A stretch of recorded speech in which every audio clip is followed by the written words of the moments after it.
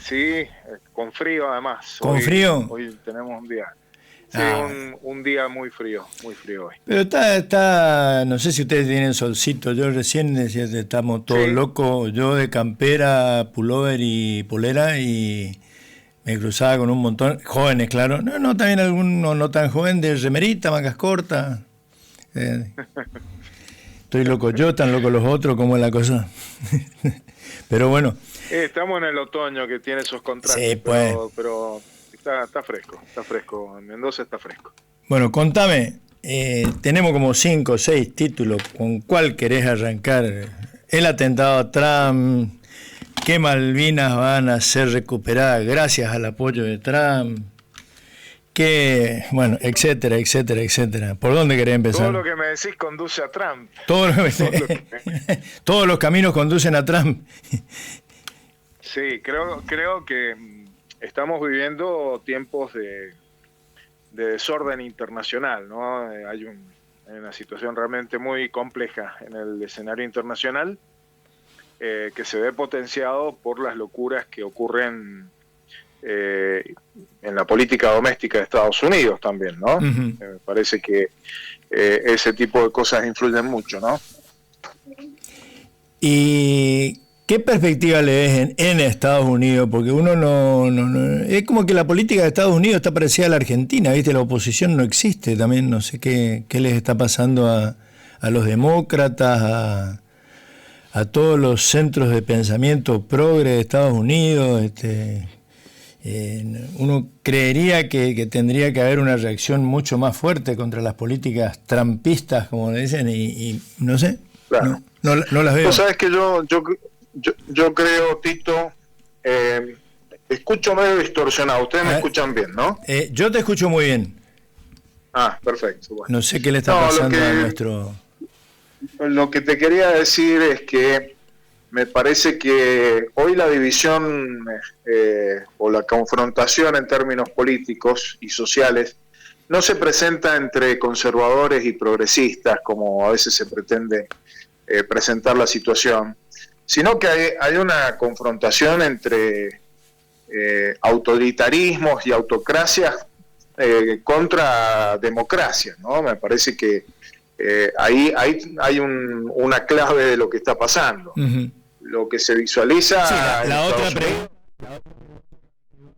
otra pregunta que me quedó en el tintero era ¿qué hacemos con el señor Palantir, que lo tenemos de visita acá? Ya compró Bueno, claro. Tiene que ver con eso, ¿no? Hay un planteo abiertamente antidemocrático que está siendo fomentado por Trump, con una habilitación muy evidente a los sectores que han sido calificados como tecnofeudales, uh-huh, a estas figuras que son grandes billonarios que tienen un control sobre la tecnología enorme y que son recibidos como en casa en países como la Argentina, ¿no? Por el propio presidente. Sí, y que aun cuando no sean recibidos como en casa, digamos, están al tanto y dominan lo que pasa en todos los países de todo el mundo. Bueno, salvo China, no sé, y Rusia, sí, si de alguna manera están exentos, y algo en la Unión Europea, no sé si en la Unión Europea los regulan de alguna manera, pero sí, lo que Varoufakis ya decía, y unos cuantos otros autores que hablan del tecnofeudalismo, de los desafíos actuales de la tecnología. Esto es cierto. Ahora, no sé si alguno lo plantea como plantea esta gente en la editorial esa. Yo leí el resumen de 22 puntos, no leí la obra completa, pero es decir, reemplazar directamente los gobiernos democráticos por una especie de dictadura de las computadoras, hasta en la guerra. Dice, la guerra no va a ser nuclear, sino va a ser la inteligencia artificial, y está la denuncia esta del bombardeo ese a la escuela y matar niños, decidido por la inteligencia artificial. O sea, la inteligencia artificial está decidiendo a quién matamos y a quién dejamos vivir. Claro, yo no quiero dejar de insistir, Tito, en lo que mencioné recién de que son recibidos como en casa, ¿no? Sí. A tal punto que este señor Peter Thiel en su llegada a la Argentina, provocó que el periodismo argentino acreditado en Casa Rosada fuera expulsado de la Casa Rosada. ¿Vos creés que vos creés que la expulsión de periodistas de la Casa Rosada? Yo dije eso el otro día y 2 o 3 colegas porteños me dijeron, no, vos sos el mismo mal pensado de siempre, fue una casualidad. Yo no creo en las casualidades. Mirá, Tito, es evidente que no han querido que esté el periodismo en el momento en que se presentó este hombre en la Casa Rosada. No hay casualidades en relación con esto. Y además hay una lectura bastante generalizada, no sé quiénes serán tus colegas, pero la sospecha se ha generalizado de que esa ha sido la causa principal por la cual fueron desalojados los periodistas acreditados en la Casa Rosada. Es muy grave. A esos niveles de autoritarismo estamos llegando. Y este señor Til, es muy importante reafirmar esto que vos recién lo comentaste. Este señor Til y estas compañías tecnofeudales han, a través de Palantir, han establecido un nuevo modo de guerra, que es la guerra en donde los objetivos se definen con inteligencia artificial. Una cosa absolutamente deshumanizada, donde se decide la vida o la muerte de no solo de personas, de comunidades enteras, a partir de programas de inteligencia artificial. Me parece que si no asumimos que esto es lo que está pasando, estamos con grandes riesgos de escaparle en el diagnóstico de lo que estamos viviendo en este momento, con un grado de deshumanización, de autocratismo y de autoritarismo que para encontrarles parangones nos tenemos que remitir a hechos ocurridos en la década del 30 del siglo pasado, ¿no? Sí, ahora con una tecnología mucho más peligrosa, ¿no? Porque este señor, yo sospecho también, no sé, estoy vinculando, si vos tenés seguramente mucho mejor información, eso, la operación quirúrgica en Venezuela y los atentados también bastante quirúrgicos, los asesinatos de líderes musulmanes, de Hezbollah, no sé si de Hamas también, y algún líder iraní, pueden ser por ubicación, referencia, datos de este tipo de sistemas, ¿no? Sí, sin duda. Hay que detectan dónde está en el tema, dónde está Guillermo Carmona, dónde está Guillermo Carmona en este momento, dónde está Tito Menes en este momento, y le tiramos un misil. Sí, totalmente. Esa es la lógica con la que están funcionando. Así que bueno, creo que no hay que relativizar la gravedad de lo que está pasando. ¿Qué quiere hacer este señor ¿Qué quiere hacer este señor en la Argentina? Bueno, hay fuertes indicios de que hay una perspectiva de control, lo denominan de seguridad nacional, con la CIDE metida en el medio, con organismos del Ministerio de Seguridad, para controlarnos la vida de los argentinos, ¿no? Incluso para manipular la opinión pública en función de determinados objetivos compartidos por el presidente y por estas compañías que hacen negocio, digamos, con este tipo de manipulaciones o de operaciones que violan absolutamente la privacidad de los ciudadanos y las ciudadanas. Sí, pues este gobierno que se dice, en realidad no se dice liberal, se dice libertario, está avasallando todas las libertades individuales que cualquier liberal debiera defender a ultranza. La privacidad, esto es un libre autoritarismo, ¿no? Sí, de liberal ya no tiene nada. No, él mismo se define, creo, Peter Thiel, como un conservador libertario, ¿no? Sí, totalmente así es. Ahora, el otro tema que te quería, y que también de alguna manera está vinculado a esto, y vos dijiste Trump aparece en todas partes, la noticia que ya lo comentamos hace unos meses, ¿no? Cuando el primero que dio de alguna manera como trascendido fue Daniel Haddad, y ahora saltó ya mucho más generalizado en muchos medios, especialmente en Inglaterra, el supuesto apoyo de Trump a la causa Malvinas, o por lo menos el reconocimiento de los derechos argentinos, enojado, resentido con Keir Starmer, con el primer ministro inglés. Sí, Tito, hay que decir... ¿Hasta dónde?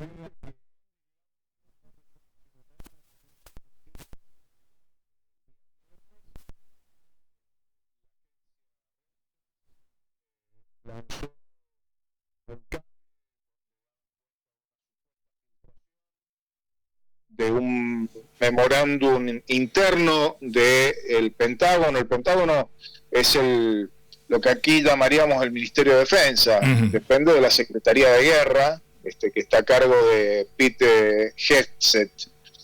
Y este memo no era un memorándum dirigido a la Argentina, digamos, o como destinatario a la Argentina. Los destinatarios del mensaje de ese memorándum son países europeos, aliados de la OTAN, aliados de Estados Unidos, en donde el gobierno de Trump les pasa factura por la falta de acompañamiento en la aventura militar en la guerra de Irán. Uh-huh. De esto trata el memo. Sí, ahí hay un párrafo referido a Gran Bretaña y donde se menciona la cuestión Malvinas. El texto hace referencia a que Estados Unidos podría modificar su apoyo y reconocimiento de soberanía británica sobre Malvinas. Uh-huh. Esa afirmación es absolutamente desajustada con la realidad, porque Estados Unidos nunca reconoció la soberanía británica sobre Malvinas. Sí, pues. Estados Unidos hace un reconocimiento sobre la administración de facto que ejerce Gran Bretaña, pero no se refiere a los derechos. Sí. Y esta versión, yo tengo la idea de que esto no es una filtración, sino que es una operación de Estados Unidos, del gobierno de Trump, dirigida hacia sus aliados europeos, no dirigida a favorecer a la Argentina. Fue desmentida además casi inmediatamente por la Secretaría de Estado de Estados Unidos, es decir, el Ministerio de Relaciones Exteriores estadounidense, que dijo, bueno, Estados Unidos mantiene la neutralidad en relación con la cuestión Malvinas y no estamos previendo hacer ningún cambio, ¿no? Así que toda esta batahola de versiones que han sido potenciadas por el gobierno de Milei han sido contradichas por el propio gobierno de Estados Unidos a través del ministerio que tiene competencia en los temas internacionales, que es la Secretaría o Departamento de Estado.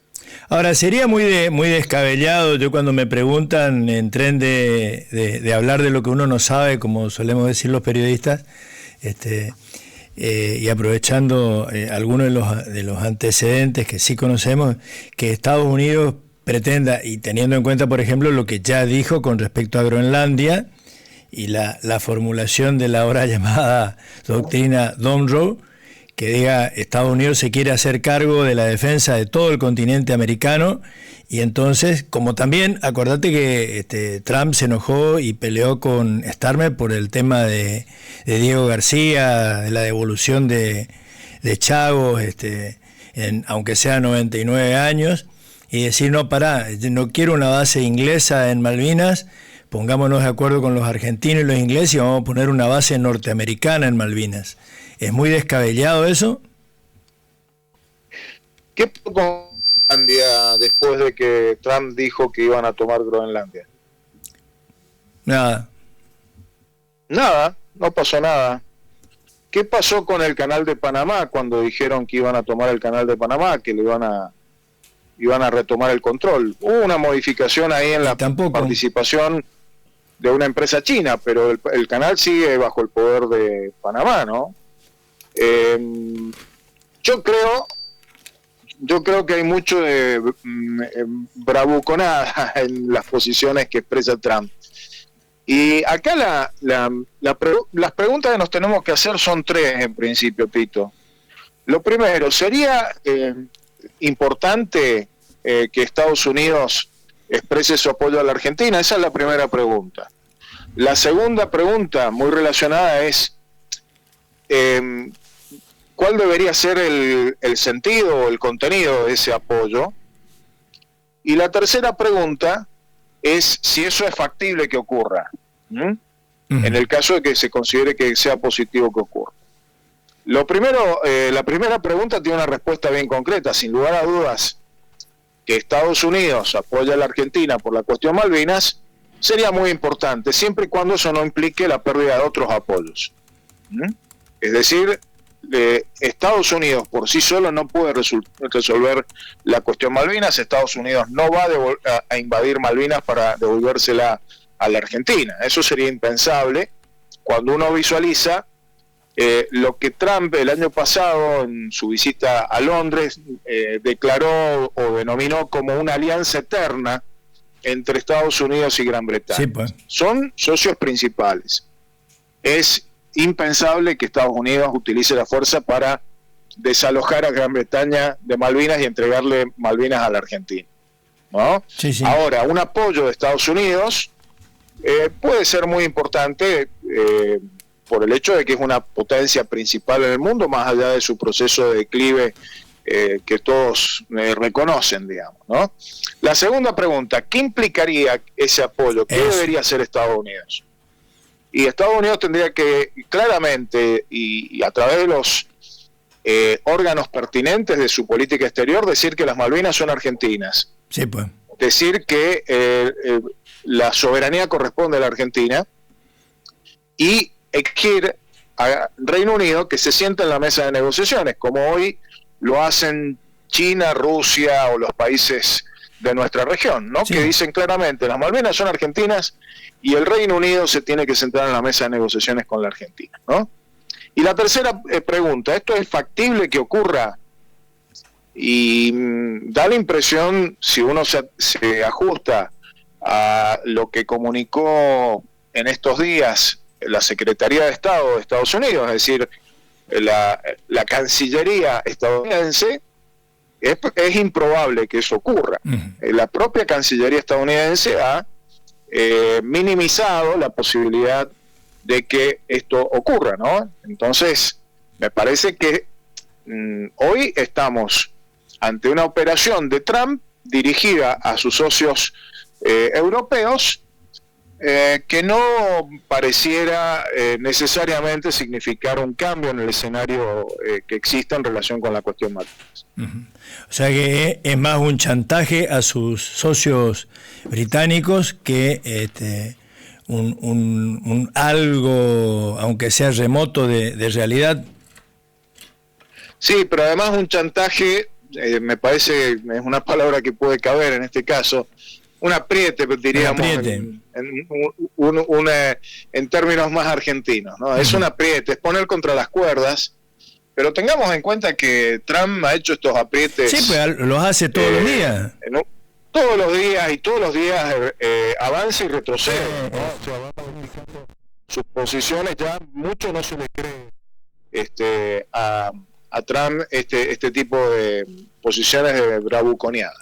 Es un estilo que no sé, a esta altura justamente ya sí, claro que las amenazas, algunas de esas se concretaron y la guerra contra Irán existe y la operación de Maduro existió y los crímenes en el Caribe contra las supuestas naves narcotraficantes existieron y bueno, y podemos seguir. Sí. Yo creo que no hay que ni ridiculizar ni relativizar este tipo de planteos de Trump, pero hay que tener muy clara la lógica en los cuales estos planteos se desarrollan. Es la lógica de un empresario al frente de un país que plantea las cosas en términos de lógica empresarial del más poderoso y no en lógicas que tengan en cuenta las dinámicas mundiales y las dinámicas multilaterales. Ahora, lo grave, Guillermo, es el seguidismo de nuestro gobierno, ¿no? Fundamentalmente del presidente Milei. Sí, y en este caso, bueno, yo he hablado, Tito, de que estamos ante una suerte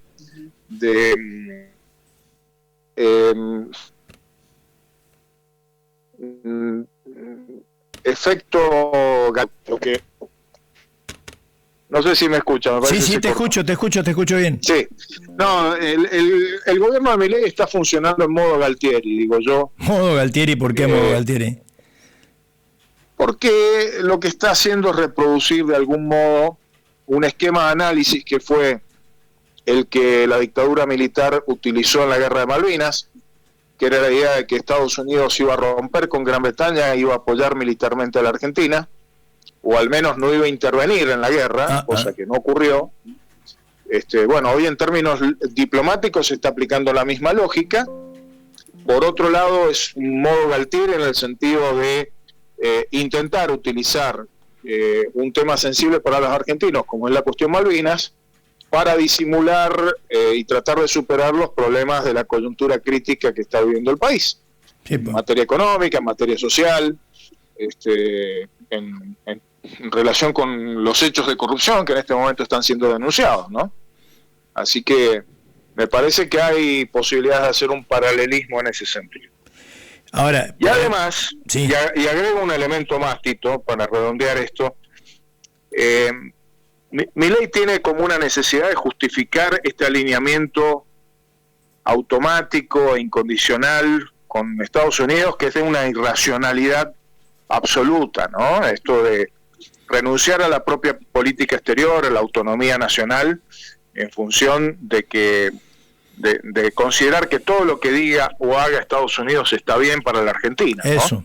Este tema está orientado también a intentar esta operación de colgarse de los supuestos cambios de Estados Unidos en relación con Malvinas, está relacionado, entiendo yo, con un intento también de justificar esta política de alineamiento. Claro, pero esto que se entiende lo peligroso que resulta esto, lo peligroso que ya nos resultó el alineamiento, la política de las relaciones carnales de Menem, el envío de las fragatas a la guerra del Golfo, y eso, como vos lo señalás bien en una nota, y yo también se lo marco siempre a mis alumnos, en el marco de resoluciones del Consejo de Seguridad de Naciones Unidas, que fue la única vez en los últimos años, por lo menos en las últimas décadas, que votó por unanimidad decidir usar la fuerza contra Irak, ¿no? O sea, en un marco legal completamente distinto al que tenemos hoy. Hoy Estados Unidos actúa unilateralmente con Israel y nada más, fuera de toda norma internacional. Estamos, como decíamos al comienzo del programa, en un escenario donde cuesta hablar de orden internacional, ¿no? Hay una situación de desorden y el mayor promotor de ese desorden es Estados Unidos, es la potencia que ha sido hasta no hace mucho tiempo la potencia hegemónica, ¿no? Sí, realmente resulta muy inconcebible la situación que estamos viviendo. Y que promovía, por lo menos en lo formal, el respeto al orden creado justamente a instancia de Estados Unidos, de Roosevelt y compañía. Exactamente. Al final de la Segunda Guerra Mundial, ¿no? Exactamente, un orden creado a su imagen y semejanza. Exactamente. Digamos, sí. De acuerdo a lo que mejor le convenía. Sí, pero que de alguna manera mantenía por lo menos las formalidades y que permitió claro. Proceso de descolonización mediante que un montón de pueblos que estaban sometidos al colonialismo accedieran a Naciones Unidas, tuvieran presencia y voz y voto también, y muchas de las resoluciones y de los tratados que hoy tenemos vigentes probablemente no se hubieran firmado y puesto en vigencia sino en ese contexto, ¿no? Sí, hay que tener en cuenta el unilateralismo con el que se está manejando el gobierno de Trump. Lo que ha hecho es profundizar una situación de aislamiento de Estados Unidos y aislamiento de el Estado de Israel en el contexto internacional, y la Argentina, por su alineamiento automático bajo la presidencia de Milei, termina pagando la factura de ese aislamiento. Tengamos en cuenta que cuando hablamos de que Estados Unidos e Israel hoy están aislados en el escenario internacional. La mayor prueba de eso es que Trump necesita apretar a sus socios europeos en función de que no acompañan una aventura militar contra Irán. Esa es la prueba más cabal del aislamiento. Pero basta ver las votaciones en la Asamblea General de Naciones Unidas desde que Trump asumió la segunda presidencia. Son todos votos en donde como máximo Estados Unidos e Israel son acompañados por no más de una decena de países, muchos de ellos países insulares la mayoría de ellos, quiero decir, países insulares del Pacífico, sí, pues, pequeños estados, muy pequeños, que no representan ningún tipo de mayoría ni de poder político. Yo califico esto como una minoría automática, ¿no? Una minoría que vota automáticamente tras Estados Unidos e Israel, y donde Argentina es la única potencia media, el único país de proporciones medias que acompaña estas aventuras que llevan al aislamiento a Estados Unidos e Israel, ¿no? Ahora, Guillermo, mucha prensa, no mucha, pero alguna prensa argentina y algunos artículos dicen que Milei tiene, protagonismo mundial, que puso a la Argentina en el escenario mundial, etcétera. Ahora, ¿como qué la puso? ¿Como una potencia mediana importante o como un país gobernado por un personaje payasesco que le complica la vida a todo el mundo? No, esa mirada, Tito, es una mirada absolutamente ideologizada, que tiene antojeras y que considera que estar vinculado al mundo es seguir a Estados Unidos e Israel, ¿no? Es insostenible. Basta mirar lo que está pasando en Medio Oriente o las votaciones en Naciones Unidas, sí, pues, para que quede claro que el mundo está corriendo en paralelo a este grupúsculo de estados que conforman una minoría automática en Naciones Unidas, ¿no? Así que vos mencionaste la guerra de Irak, el antecedente de la guerra, sobre todo en la década del 90, con la presidencia de Bush padre. Ahí hubo una intervención en un momento unipolar de Estados Unidos, un acompañamiento, prácticamente toda la comunidad internacional en esa decisión acordate, la todavía Unión Soviética en ese momento votó a favor de la intervención militar en el Consejo. Por eso te digo, uno de los pocos casos en los que se consiguió unanimidad de los 5 miembros permanentes del Consejo de Seguridad para usar la fuerza. Exactamente. En la Segunda Guerra de Irak, Bush hijo ya sí, pues, no pudo contar con Naciones Unidas y tuvo que armar una coalición con algunas potencias europeas. Estados Unidos se sumó a España, Francia rechazó participar en esa aventura, Alemania rechazó participar en esa aventura, Inglaterra se quedó con un pequeño grupo